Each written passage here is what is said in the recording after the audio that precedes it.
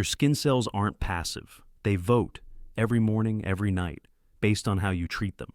And they don't care what your birth certificate says. They respond to rhythm, to breath, to nourishment. Looking younger isn't about tricking your body.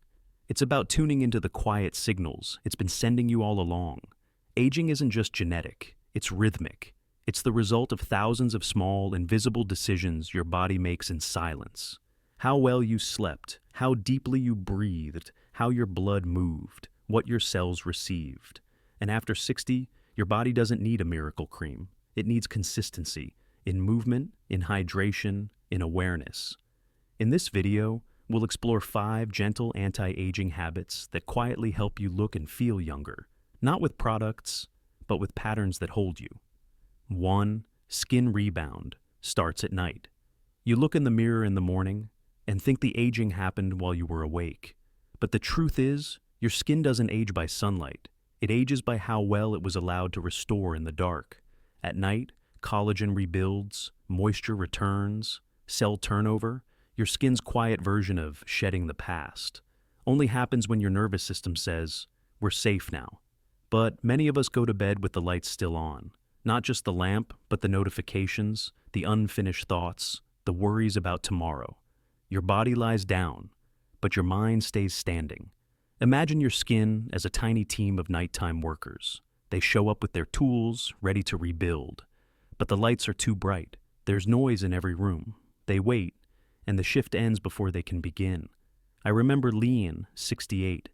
She didn't have insomnia. She had overstimulation, her phone, her inner checklist, her late-night news scroll. We didn't give her pills. We gave her pause, candlelight, a warm towel, breathing 4 in, 6 out. And 1 week later, she said, "It's like my face slept before I did." Your gentle shift, no screens, 90 minutes before bed. Deep exhale, breathing 4 to 6, light touch, warm cloth, soft music, low light.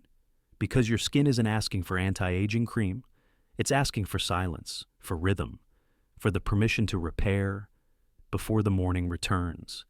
2. Daily muscle motion equals youthful circulation. When you move your body, you're not just exercising, you're delivering life to your skin, your lymph, your spirit. We often think of muscle as strength, as shape. But behind the scenes, muscle is motion, and motion is what keeps everything else alive. Each time your calf tightens, your thigh contracts, your arms swing, you're sending messages of flow, pushing blood, oxygen, and nutrients toward your outermost cells. Think of your body like a quiet garden, and your muscles. They are the pumps, not of size, but of pressure. Without motion, circulation slows, skin dulls, eyes puff, waste builds in the quiet spaces, and your reflection looks tired, even if your heart still feels young. I remember James, 72. He thought exercise had to be sweaty. He thought stillness was peace, but peace without movement is stagnation. We added 10 minutes a day, light bouncing, side steps, some music.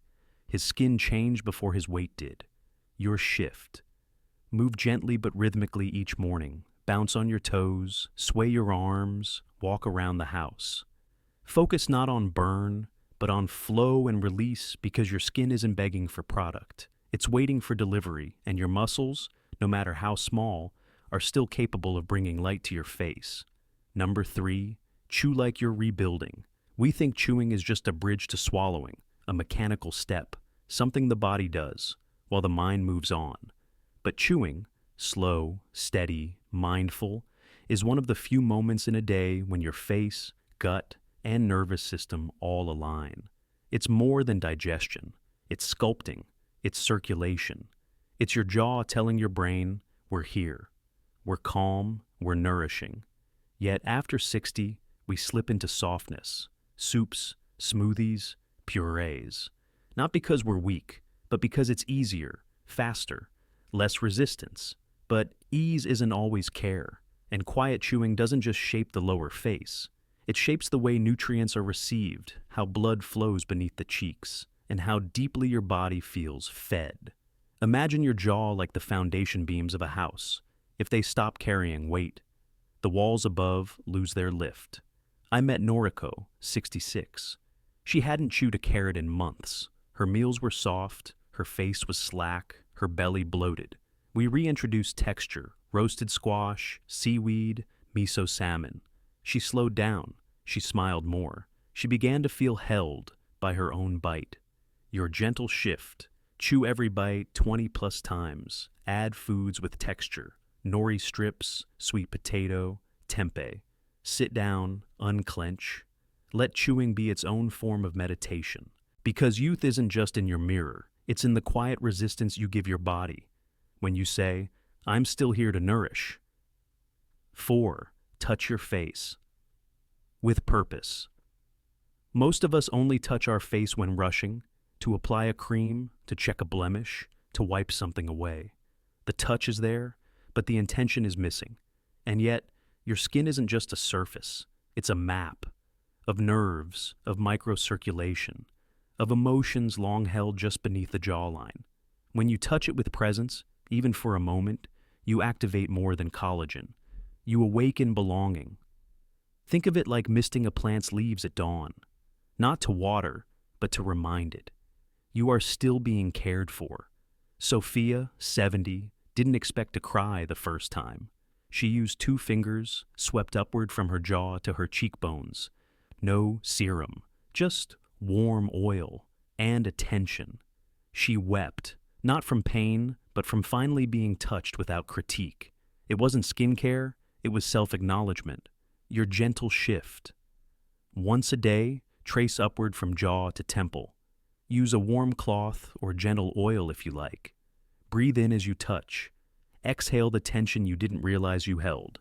Because your face doesn't just want to look better. It wants to be remembered, not corrected, not judged, just met.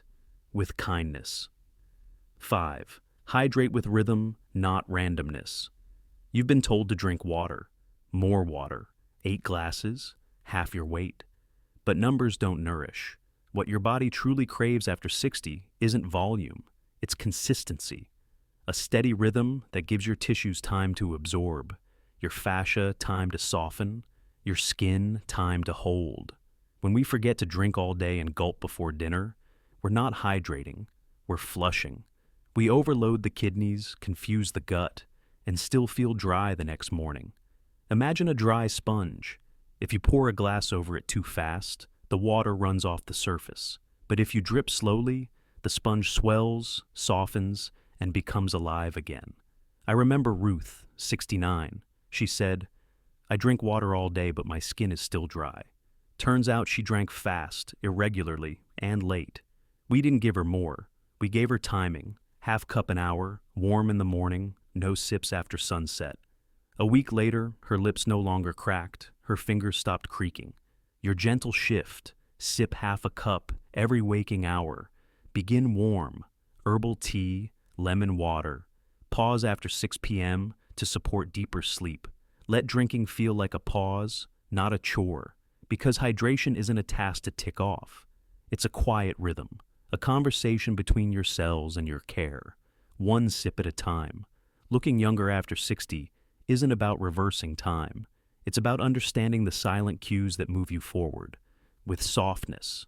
The mirror doesn't measure your years. It reflects your habits, the ones you chose or let slip. So if you want to look different next season, begin tonight. With rhythm, with awareness, with kindness to the skin that has carried you this far. Youth isn't something you go back to. It's something you create, moment by staying in rhythm with your deeper self.